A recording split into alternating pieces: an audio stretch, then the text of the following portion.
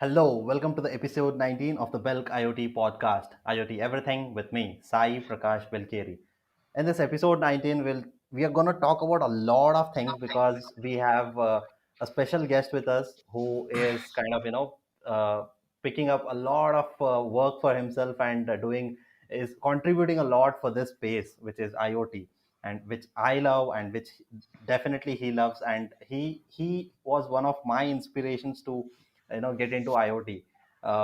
He was my guide in my earlier company, and since then he always been guiding me with a lot of things.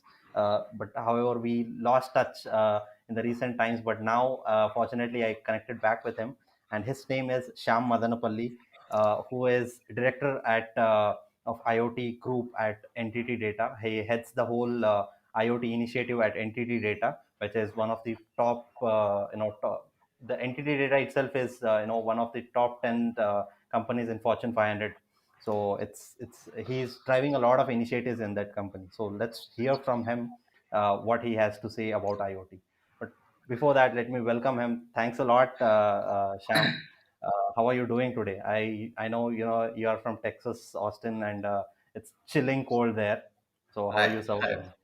Hey, hey, thanks, Sai. Thanks for having me here.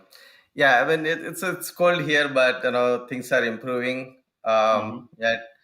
Hey, again, I mean, thanks for having me here, and I want to support guys like you. I mean, very who are very enthusiastic, and I strongly believe that you are the kind of the guys who will be able to take this technology to a next level. I mean, so I'm looking forward to having a chat here. Let's get Thanks a started. lot. Thanks a lot. It's my pleasure to have you. So, firstly, why don't you first introduce yourself to my audience? You have been doing a lot of great work. So, why don't you yourself introduce my to my audience? That would be great if you. Yeah, sure. Yeah. So again, I mean, right? Maybe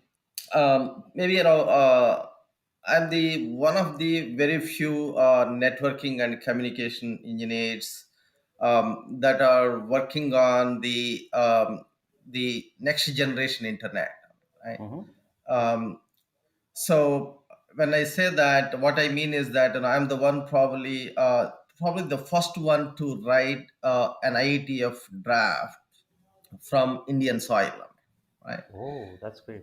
Yeah, so I have eight RFCs. Basically, RFCs are the standards for the internet, right? Mm-hmm. So I have written eight RFCs, and I have 18 granted patents on my name, Oh. right? So I contributed to several standards, both at IETF as well as IEEE. I also worked with the government of India, especially to roll out IPv6 in India, right? Mm-hmm. So my roots to IoT actually comes from my work on IPv6, right? Okay. So I led the team that developed the world's first IPv6 ready logo certified stack, right? Oh. Oh, That's great. when I was working as part of Samsung, right? Mm-hmm. So yeah, so because of that, I knew how the Internet of Things works, all the way from applications to kind of networking and to the access technologies, and then to a level of electron, right? Mm-hmm. Yeah, that's about my roots to IoT, right? And you mentioned that currently I work at NTT Data, leading the IoT business for them. Wow, that's great. That's I Yeah. so I definitely described you very well. You're taking up putting up a lot of work within your basket, and you're definitely executing them very well. So I'll definitely come back to few of the points that you have mentioned, but firstly I would like to understand why why and where did you fall in love with IoT? Right. Yeah. So again, as I mentioned, right, I'm a networking guy. Um, uh, Throughout my career, I have been working on the networking and communication technologies, right? So when I was working at Samsung, I mean, right, I have given the responsibility of working on the technologies for the next generation internet, right? Mm-hmm. So at that time, so we took IPv6, which is the next generation protocol for the internet. So I led the team that developed the world's first IPv6 certified stack, right? So we were actually working with the government of India. How is that? We can bring that to India. I mean, right? For example, IPv4 address space is exhausting. I mean, we have very few addresses for India. Mm-hmm. So government of India was very keen to roll out IPv6 in India. So I was one of the board members, to help the government of India to roll out IPv6, right? Oh, okay. So we were thinking, what is the killer application for IPv6? Because IPv6 is all about the address space, Mm-hmm. right? We have a large address space. So we were thinking that IPv6 probably will enable connecting things beyond the people, which IPv4 has been connecting the people for them to communicate and collaborate. So as part of that, that's where I started exploring. I mean, what are the kind of an applications that we can bring in the future? Mm-hmm. So so I started thinking about connecting the things. So that time we used to call it a network of things, Yeah. right? Yeah. So that's how kind of I started. But what I quickly understood is that IoT is all about solving problems. I mean, right? It's not Mm-hmm. about technology. I mean, so Mm-hmm. I found some relationship in terms of how we as a people live in this universe, and then how IoT would help. I mean, right? Mm-hmm. So, for example, I mean, as a humans, at any point of time, we continuously sense our environment, and Exactly. we build the context, and then we take actions based on that context. Mm-hmm. So I found that we can actually enhance these capabilities using the Internet of Things, wherein the you will be able to be at a remote location and you can still sense the some environment which is interest for you, and then you can make decisions, right? So for me, IoT is all about how do we apply in our day-to-day activities to solve problems. So that's how I actually found that IoT is beyond technology, I mean, right? It is all Mm-hmm. about how do we help the humankind. So Mm-hmm. that's why I really like this technology than anything else that I have ever worked on. Okay, that's great. That's great. So, what you were mentioning something as next generation internet. What do you Yes, mean by next generation internet? So, before that, what are the problems that existed in at that point in that internet? Like, what was the main right, reason for the right. next generation internet? Sure. See, the current internet is based on a protocol called IPv4, right? Mm-hmm. So it's a layer 3 networking protocol. See, the whole internet works at layer 3. I mean, right? We have your 5 layers, right? The layer 3 is the networking layer. The internet actually works at the layer 3, Mm-hmm. right? Basically, layer 4, which is a transport, and 5 is the Application. application, which works at the end devices or the hosts, Mm-hmm. right? So the IPv4 has a kind of 32-bit addresses for the hosts, Mm-hmm. right? So basically, in the world, you can only have like 2 to the power 32 number of devices connected to the internet, right? Mm-hmm. So that address space is actually exhausting. I mean, in fact, I mean, half of the address space is in US. The rest of the world shares the remaining half. I mean, right? It's a very unfair. I mean, Yeah. yeah.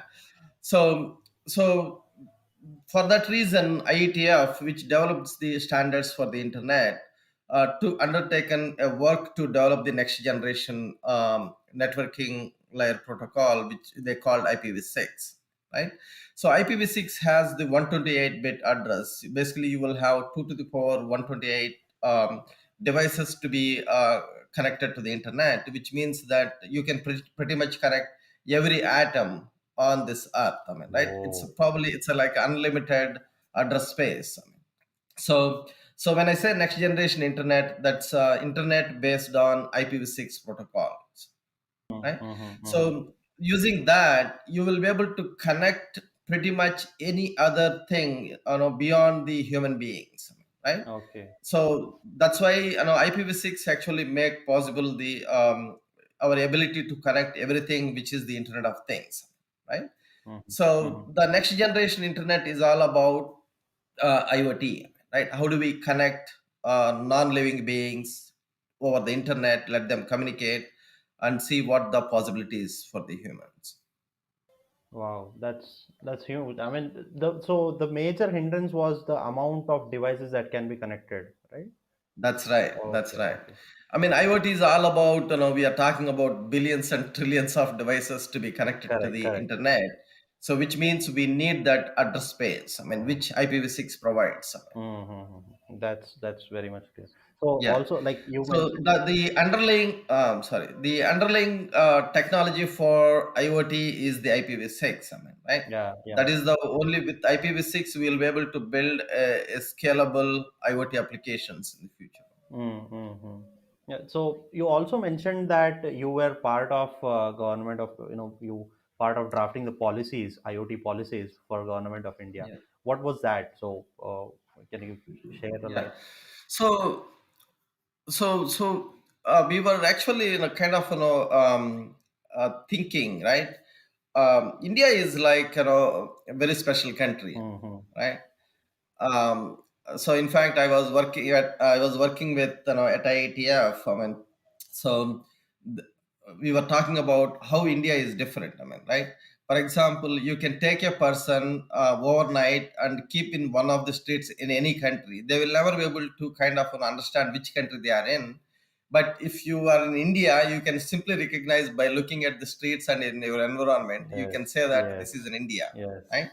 So India is very special. So our problems are maybe very unique, I mean, right? Mm-hmm. And we have always been lacking in the technology.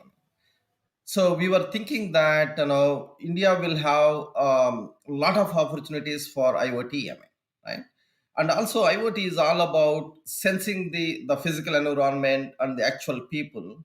So the data is very personal. I mean, privacy can be an issue, right? So, so the idea working with the government is that why can't we start working on IoT technologies early and let help the Indian companies or the entrepreneurs to be able to come up with solutions for various local problems, right? So Mm-hmm. that's the thought process. I mean, so as part of that, given that I have been already working with the government of India for IPv6 rollout, they kind of asked me what's my thoughts, right? Mm-hmm. So I actually made a presentations to then that time the communication secretary, Okay. what we can do, I mean, Mm. right? So as part of that, again, I'm an entrepreneurial at my heart, Mm. and I wanted to have a policy that can help the entrepreneurs, Mm. right? So yeah, DIT came up with a center of excellence concept, which they want to kind of put 5 6 in India, wherein they can nurture the entrepreneurs to develop Mm-hmm. solutions to the local problems. Okay. So that's the policy Mm-hmm. that we worked on. Oh, that's great. That's huge. So, Yeah. so one of the other amazing works that you worked on is uh, something called as roof computing. So we heard edge computing, we heard cloud computing. So what exactly is this roof Right. computing now? Yeah, that's right. See, again, I mentioned to you, I'm a networking engineer. Hmm. All right. So remote computing has always been part of my work. I mean, Okay. right? Even before we called it a cloud computing, I mean, we have always been working on the remote computing, I mean, right? So suddenly, sometime in 2010 and beyond, and everybody used to call they are doing cloud computing, even though they are hosting their website on the a cloud platform. I mean, right? I always get irritated with that. I mean, what exactly these guys are trying to do? I mean, right? So, and then sometime in 2013 and maybe 14 time frame, suddenly people came up with the fog computing. I mean, Yeah, yeah. so yeah, so then I think the idea is that there are clouds, so they are doing cloud computing. I mean, Mm, right below the cloud there is a fog. Then they wanted to do the fog computing. mm. Then I was thinking, what is there below the fog, and I wanted to do that computing. Okay. Right? And I one day, I mean, I found that we have the roofs, I mean, below the fog. I mean, Mm, mm, right. In fact, I mean, this is actually a real story. I mean, I was actually on top of my apartment complex where we were repairing my dish TV. mm, Then I looked down, I mean, I saw the fog and then the roofs, mm. right. So then I actually contacted IEEE saying that we will do the roof computing, Oh. right. And but they really like that, I mean, right. But of course I did a little bit of research, I mean, Mm. right. What is this roof, I mean, actually I found very interesting thing, I mean, right. Roofs are part of the human evolution, I mean, Okay. they're always been part since from the primitive man, I mean, right. The primitive man was using the caves Mm, so that he can be secured from the wild animals or the bad weather, I mean, mm, right. Roofs evolved along with the humans, I mm, mean, to the current mm, state. So roofs is the way that we as a family live under, mm, right? And that's how we secure ourselves, mm, right? Because humans are very weak, right? They cannot just live outside, mm. right. So internet of things are also the constrained devices, so they cannot put on the internet directly, I mean, Yep. right. They can be easily attacked by the large computing devices over the Mm, internet, mm, because IoT devices have small power, battery power, very low bandwidth. mm, So how do we secure them? I mean, we also probably, I felt that we also need a roof for them, like the humans, right. So roof is all about how do we secure the internet of things over the internet, mm. right. And also in IoT, typically it is not that one device you will have in an environment. Typically it is a set of devices, they all actually have to collaborate like a Mm, family and work mm, together, right, to kind of fulfill what the IoT application mm, is.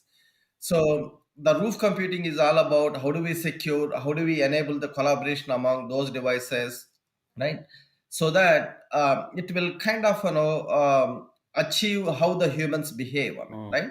For example, as a humans, right? We live on as a family, I mean, Mm. right? We secure ourselves under the roof, Correct. right? And we continue to kind of work Mm, together mm, mm, as a mm, family to achieve something, right. So I wanted to kind of take those design patterns and apply to the internet of things, mm, right. So again, remember that, I mean, IoT, we are talking about billions and trillions of devices to be connected, and the business also will be in the trillions of mm, dollars. So it is the biggest thing we will ever be creating, I mean, mm, right. So we need a design patterns. Where do we take from, I mean, mm, right. Probably humans are the most successful species on, at least in the known mm, universe. So that's how I tried to take the design patterns based on how the humans have mm, evolved mm. as part of the roof computing. Wow. Yeah. So roof computing is a kind of edge computing for the Internet of Things. Um, I say that the roof computing is always available to the IoT devices at the next hop. When I say next hop, it's called IP hop. In Again, if the people knows what Internet Protocol or IPv6, they understand what is the next hop. Mm, I mean, right? So an assistance to the Internet of Things is available at the next hop, right? So that they can securely execute their functions. oh, that's great. But how, explain, explain me technically how, say, with an example, if possible, how, you can layer edge devices, and then roof computing, fog computing, Right. and then cloud computing. What load, workload would be Right. divided? How it will Yeah. So again, let me start. I mean, how humans be? Okay. behave. I mean, right. So whenever there is a something change happening in the physical environment, we try to react. Sometimes we call it knee jerk Mm-hmm. reactions. Right. S- So for that, for example, and the okay, let me talk another way. I mean, right. So the way humans behave is that one is that we kind of do a knee jerk Mm, reactions, and sometimes I mean we think a little bit, right, and then we take mm, mm. actions, Correct. right. At some level, I mean, we actually analyze a lot of data and then we will plan for the Mm, future, mm, mm. right? So I call it like real time actions, right? And then kind of near real time or for the future, I mean, Oh, that's nice. right? So so we want to kind of bring that concept to the Internet of Things, wherein we say that IoT devices will react. I mean, right? If something is, for example, if the temperature is changing in the physical environment, they react. I mean, probably they kind of send an alarm or switch off the maybe if it is a Mm, boiler, mm, right? At one level up, which I call it a roof computing, wherein we actually build the context what is going on in the IoT application environment, mm, and they and then we take actions, right. So for example, I mean, right, if there is a fire, the fire sensor will sense that there is a fire, and then at a roof, right, we actually build a context because this is a fire, now I need to act. So probably the roof will switch on the sprinklers, mm. right, right. So the roof is all about how do we kind of build the context for the IoT application and take real time actions, right. And the next level is the kind of fog, wherein it is all about near real time, wherein they act look like optimization, right. The one level up is the cloud, which where we will have a large amount of data, so you do the analytics over a period of time and you actually come up with the actions for the future, Okay. right. Okay. So that's how the roof, fog and cloud fits. Roof is all about taking real time actions. Fog is all about how do we take near real time so that you can optimize the situation Mm. rather than a real time action. And cloud is all about how do we take the future actions based on your ML and other analytics That's capabilities. great. Like, definitely the roof computing might be, kind of a space where it collaborates with all the different the edge devices that are out there, and then it instructs like you do this thing and you do this thing, probably, right? Yeah. So Absolutely, that's that's great. right. That's great. That's right. Yeah. So that's really amazing concept, because I never thought about, we usually think that, whenever there is problem, either the device figures it out by itself, or it goes to the cloud and then cloud suggests the device what to do. But this is very Yes. much important in case of some emergency situations, like you said. In case of some fire, we need to take quick actions, and that's when, this is very important. Yeah. That's Yeah, good. yeah. See, sometimes I mean it is a little more complex, to build a context. I Mm-hmm. mean, right? For example, let's say you have the IoT application deployed at your home. How does the application knows, for example, if a robber entered your home versus the homeowner entered the Mm-hmm. your home, right? So so probably we have to look at data from multiple sensors, and then you need to build a Yeah, context, correct. right. So that time typically I mean we will have maybe 5 6 sensor devices. You take the input from all of these, and then you analyze and you build the Right. context, right. So for that, roof is the kind of best place to take the to make that decision and take actions. Okay. So for the people that are, who are Yeah. out there, figuring out what kind of, where can you learn more about roof computing? It's IEEE standard, right? So it's I. That's right. Yeah, it's IEEE standard called Okay. Okay. P1931.1. So, Yeah. So I chaired that working group. oh, that's Yeah. great. So you can always reach out to Sham. Yeah, yeah. They can reach out to me, or they can search for no IEEE contact Yep, information. sure, Yeah. great. So now that you are doing such a great work, now say for example, if I am starting my own IoT initiative tomorrow, what are your suggestions? That what is your perception of looking at IoT? How should I look at IoT? And how should venture out in IoT? So what are your key suggestions in this space? So when you say that, is it like you Starting my own are? company. Yeah. Oh, you are. Yeah, right. That's what I want to ask. Yeah. So again, I mean, right? I mentioned that for me, IoT is all about solving problems. Right. That's why probably I like it more than anything else. Right. So if you're looking at starting a company, I mean, right? I suggest there are kind of two paths for the Mm-hmm. entrepreneurs. Mm-hmm. Right. One is that you try to solve your problem and come up with a solution, right? That's one path.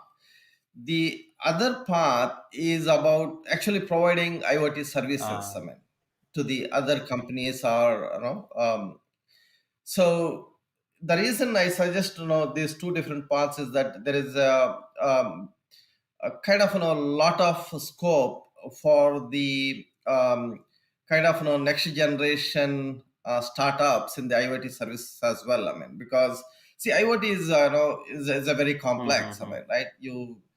You start from your devices. There is a hardware involved. I mean, there is embedded programming. There is a security aspects. Then you have the edge, edge computing. Again, the hardware and the communication between the devices to the edge and the edge to the cloud. Again, the communication and security and the cloud applications. There are several stakeholders. So if you see this, IoT is all about using every possible technology out there and put into this IoT loop, right? That's what I call. You start from the physical world, you sense the data, right, and you analyze the data, and then see what actions suitable for the environment. You try to take actions in that environment to better it. So that loop would continue, Mm-hmm. I mean, right? So so it is a complex for any single company to be able to provide a Mm-hmm. service, right? So one stream of the entrepreneurs can pick that, see, you can actually specialize in one of these Mm-hmm. areas for IoT applications, and then you can Mm-hmm. do that, right? So the other side is about picking a problem and then see how you can apply IoT to Mm-hmm. solve that, right? So IoT can actually solve pretty much any problem. I mean, I don't know whether you remembered. I mean, during our workshop, I asked the teams to pick your Exactly. Yes. own problem. I mean, right? We can solve that problem right now in the Mm-hmm. workshop itself, right? So so my suggestion is always look at the which stream you Just, want to just, go, just. and if you're going with the kind of a product or solution, pick a problem that should be a Mm-hmm. sizable problem, right? That should be a sizable problem that you can go with a solution and you can solve and you can Exactly. make money. I mean, right? Yeah, at high level, that's what I have. Unless you have a No, specific question that's on that. that's definitely great because the thought of providing IoT as a service is hugely required because the space itself is too complex for anyone to build their own products. Like say for example, That's uh, right. we need something called as to detect the theft in home. So everyone cannot, like say for Yeah. example, I keep giving this example about how IoT can be applicable in insurance. Okay, insurance industry. And Right. insurance industry has all is already having a lot of work to do by themselves. But if I tell them that you need such a you can use such a technology to optimize your risk and reduce the premium, and so that you can compete better in the market, that concept itself is very great, but they are not able to implement it because they don't have the access to the technology. When you have access to the technology, That's right.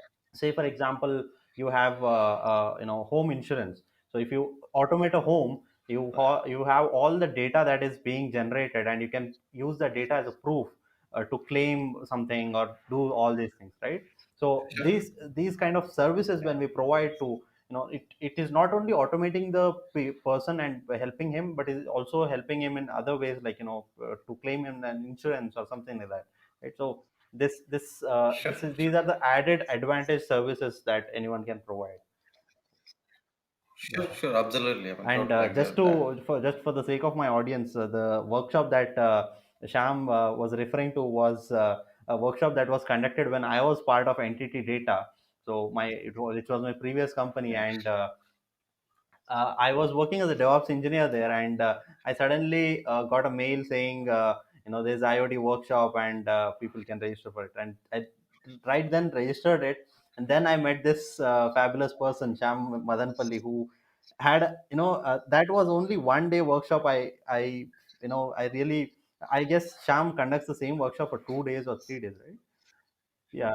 So but that that's was a right. kind of Yeah, abridged version of workshop, but still he explained the concepts, and by the end of the day we were able to come up with the concept for any we were asked to pick problems, and then we were able to come up with solutions to that problem by the end of the day, being IoT as a core technology yeah, for that problem. So that was one of the great yeah, learnings when I was trying to figure out this IoT space. Thanks to you there for that, Sham. yeah, sure. So moving on to the next question, you say I read one of your articles. You keep writing a lot of articles, great articles on LinkedIn.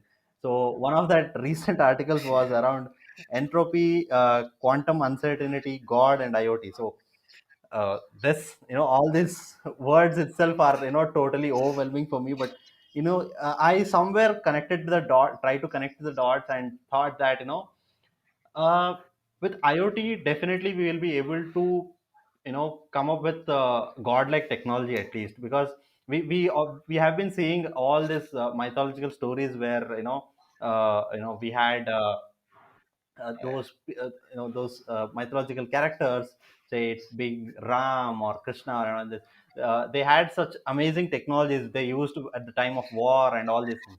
So you sure. somewhere were trying to conclude that this is possible with IoT, and we might be Sure. soon a godlike creatures. So what are your thoughts behind this? Can you explain Right, the whole right. stream of thoughts Yeah, there? yeah, right. Yeah, I mean, again, I mean, right, for that article, my tagline was when I was publishing, it is a 10-minute read, but you need next 10 years to Exactly. learn all these things, right? So while I was thinking, my thought process was that how the humans were living before a kind of pre-science. It's like pre Newton's era, right? And then what happened after the Newton, and then what's happening maybe post Einstein. I mean, right? Those are the three eras that I trying to understand how the people were behaving. I mean, right? So what we can learn from these time frames, right? And then where do we go from here, right? So so while I was thinking that, and I was thinking, how does um, the technology will help for the humans to kind of continue evolving for very very long periods of time, right? So the first thing was that today, I mean, for most of the situations where we don't have a control, we try to rely on Yes. God, right? So I don't know whether no, a God exists or not. That's not the question. The question is, how do we help people with Mm-hmm. the technology, right?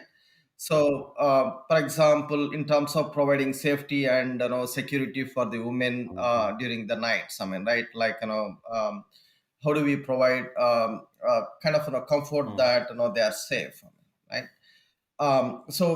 Technologies like IoT would help it, right? The other thing is about what would be the humans behavior in general, I mean, right? That's where I try to characterize or derive what are the typical humans behavior based on Mm-hmm. the science, I mean, right? For Mm. example, the entropy, I mean. So so entropy is all about if there is a possibility of doing something in many different ways. um, the natural process is that we tend to Okay. do that, right? I mean, there is nothing Mm. that we can deny it, I mean, right?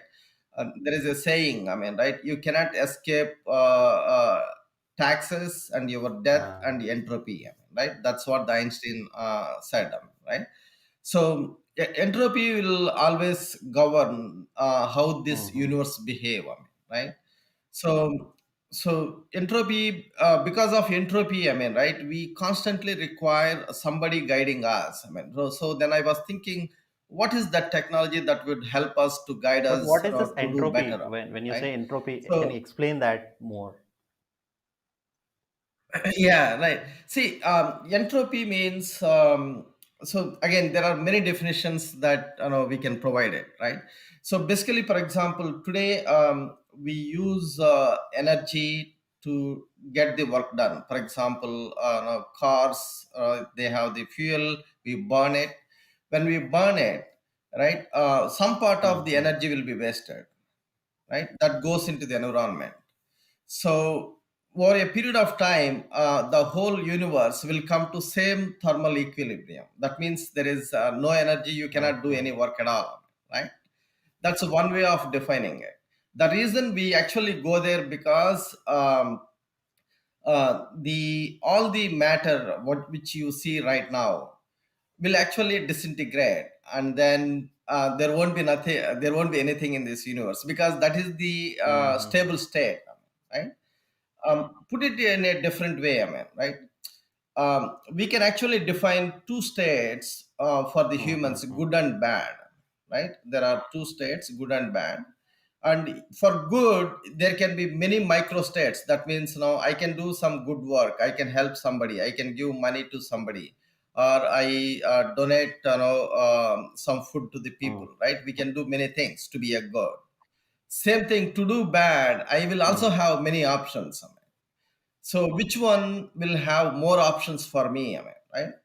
I can actually do bad Correct. pretty well than good. I mean, because doing good requires money, energy. I mean, right? I Mm-hmm. might have less options. I mean, right? So whenever we have a more options to do something, the universe Mm-hmm. actually will go there. I mean, the entropy tells us that if there is even for example, let's say if you don't clean your home, for example, right, it will become Mm-hmm. messier, I mean, because it will never become clean as Mm. if you don't start cleaning it, right? It's because of Ah, entropy, I mean, right? So things will get worse as the time passes unless you act and then keep it in order, I mean, okay. right? So what entropy tells is that to keep things in order, you need to do take Mm-hmm. actions, right? So for us humans, I mean, who is that Mm-hmm. that will help us, I mean, right? So I think IoT. I mean, again, I mean, we did not talk more about IoT in the sense that for me, IoT is all about building the pervasive computing into this world. I mean, that means the computing is available everywhere. I mean, in fact, I mean, every object that we around us will actually Mm-hmm. have a computing. I mean, right? For example, our tables, our maybe walls, even the toilet, bathrooms, everything Mm-hmm. will have a computing, right? That's the pervasive computing.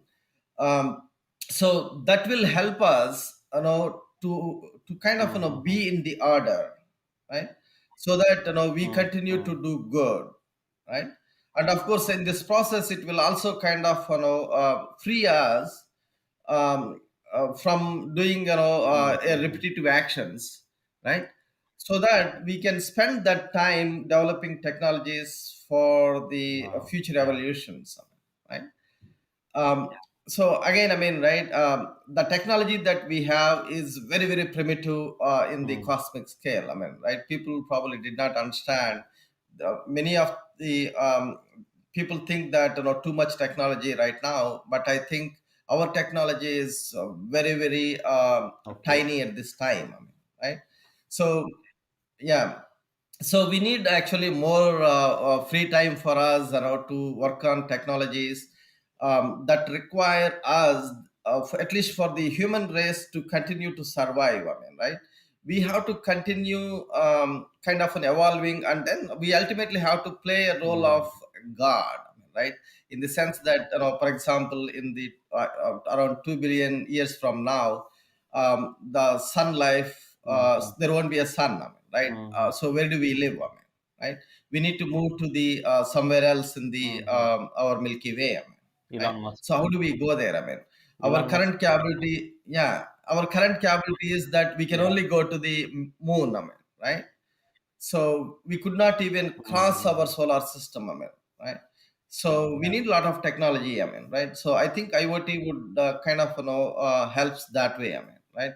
To free us doing a lot of day-to-day activities ourselves, so that we can actually concentrate on at least where the human consciousness is required, and then work on the Mm-hmm. technologies for the future generation. Mm. Yeah, that's one aspect, I mean.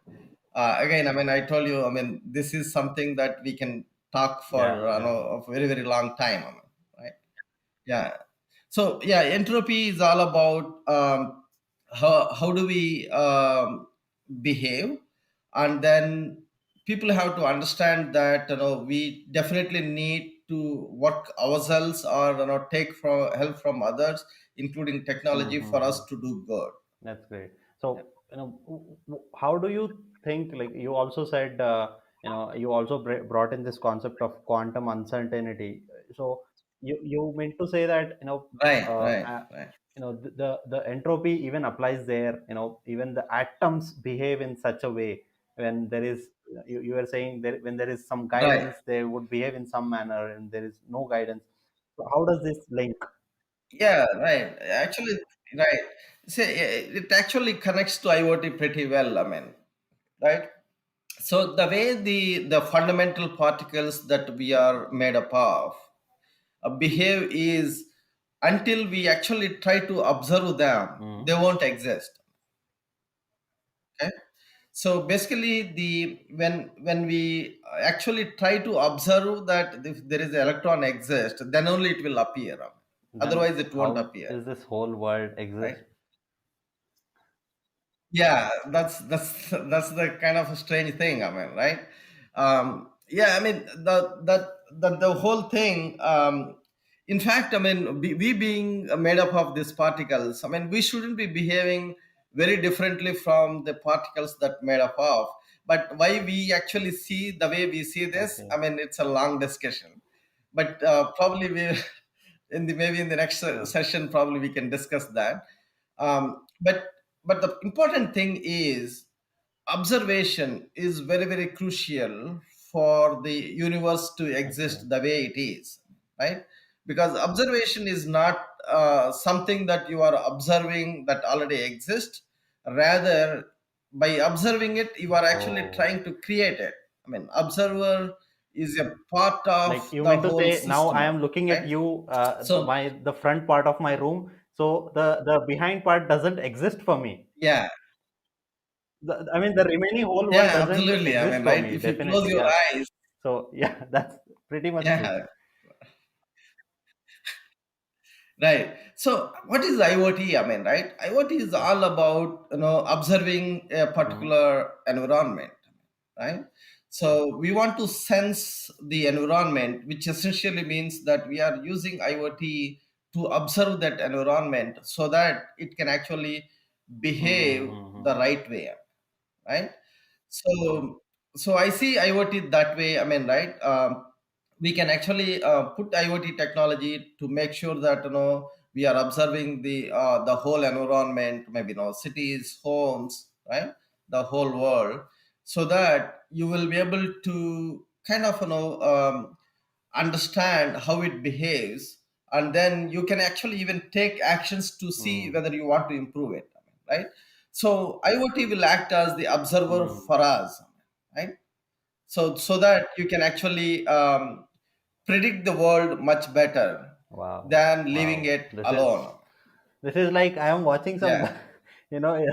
Christopher Nolan's movie now. Yeah, yeah. I mean, see, science actually gives us, a lot of insights into the humans and the world and the universe, right? So, for any engineer, I mean, to be able to build technologies or the solutions, they also need to Hmm. understand the science, right? So that we can use those facts and then of course we have to use our wisdom as well, and build technology, I mean, that solves the human problems, I mean, right, or improves Mm, the humans, I mean, right. So so for the engineers, I mean, it is very very important, to yeah, understand the science as well, I that's really mean. fabulous. Like, I mean, I even forgot the questions that I have next to ask. After going into this thought process, Yeah. that's Right. that's really huge. Huge of a technology, and science definitely. Sure. So, uh, this is too complex topic for me to digest at least. That's Yeah, great. that's right. So, but what exactly is it leading us to? If, say, for example, someday we have achieved this state, so what would that day look like? What is the future of the IoT enabled world? Yeah, see, I mean, in the kind of, I'm hoping we are talking at the Hmm. human scale, not the cosmic scale, I mean, right. So yeah, so the state that probably IoT would take us is to Hmm. the pervasive computing, I mean, right.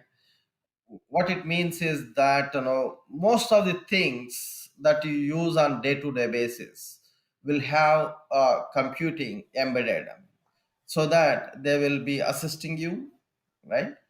The applications are the Hmm. probably, numerous, I mean, right, including um, kind of, Hmm. preventive care, for example, I mean, right.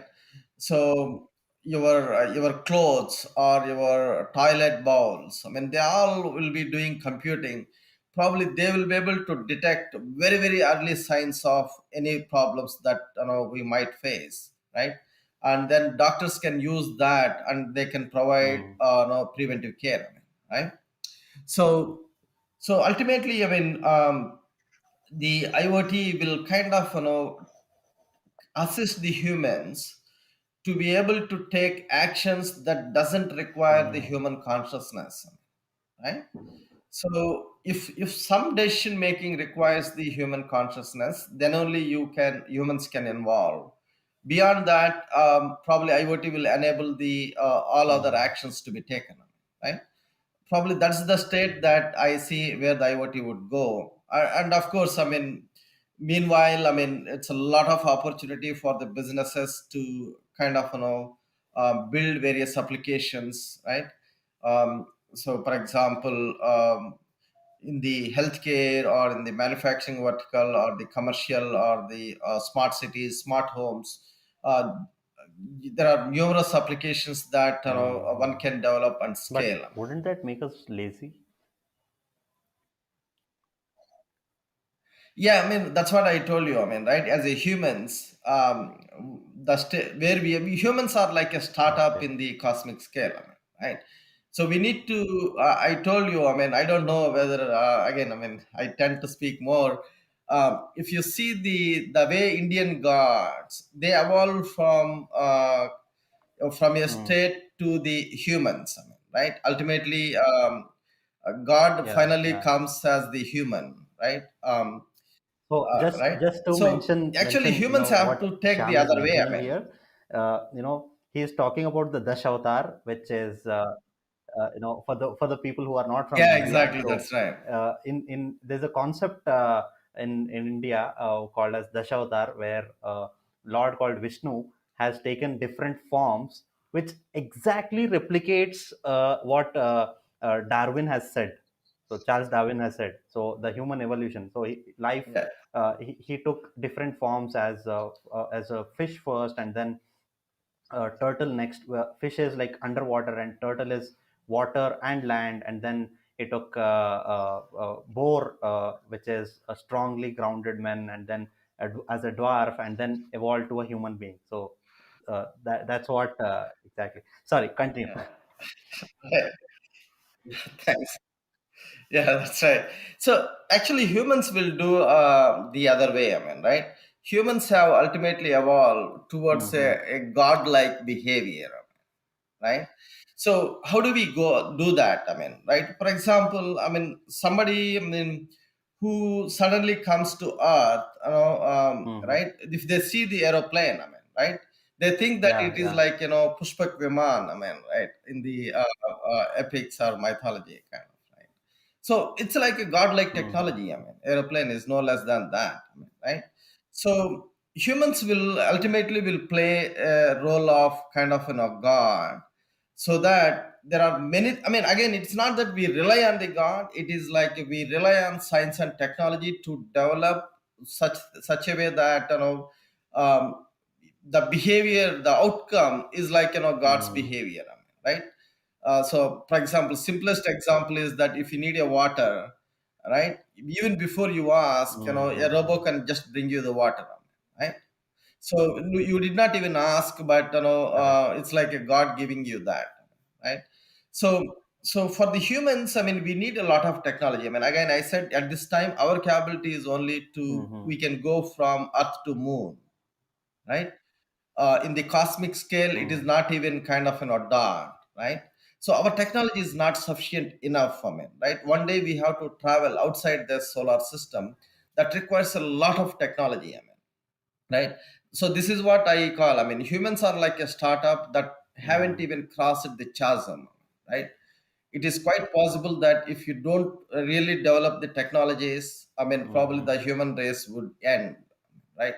So yeah, when our technology is nothing, I mean, we all have the responsibility to develop more technology that will probably imitate like a god. So yeah, this is nothing. I mean, only thing is that we need to understand we have a responsibility as a human.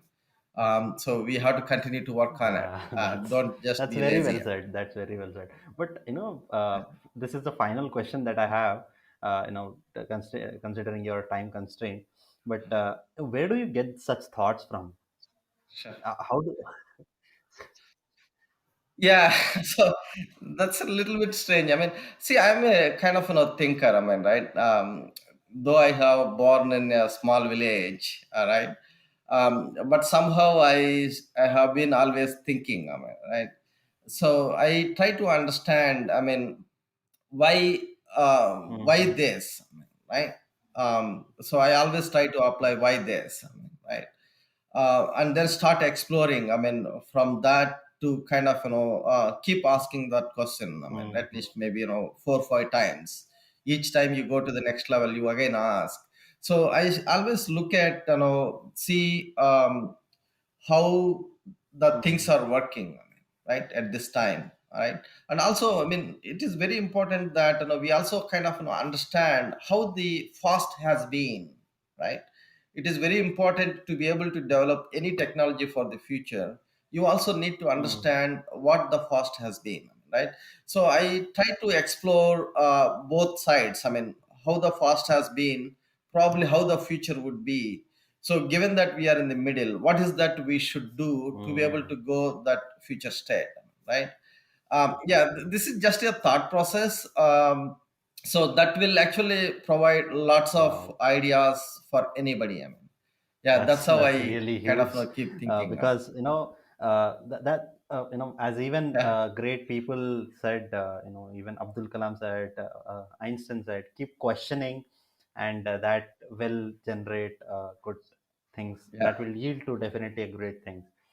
Uh, Thanks a lot for leaving us with such a sure. great idea. It was, I am damn sure this is the best episode that I ever had on my podcast. I can say it right away. This, when it goes out, people will, definitely come back to me with a great feedback. I'm sure about this. Thanks a lot for your time, Sham, and I Right. really want you to come back on my Oh, episode thanks, sometime Sai. again and share, the remaining part that you have. Sure, sure. Yeah, again, I mean, thanks, Sai. I mean, again, I said, people like you are the ones who should take this, to the next level. All the best for you, I mean. Thanks a lot. Have a great day. Bye. Thank you. Bye bye.